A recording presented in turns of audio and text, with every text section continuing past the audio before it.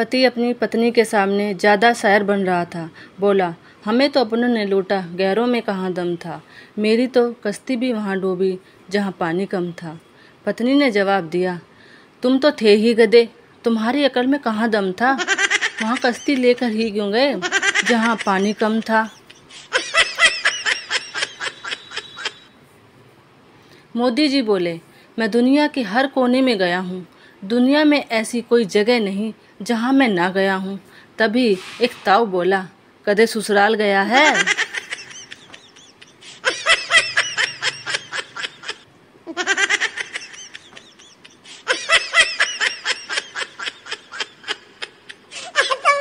महिलाओं को जीवन में 4 तरह के सुख चाहिए, सुंदर काया, पर्स में माया, घर में आया और एक ऐसा पति जो एक आवाज में बोले, अभी आया।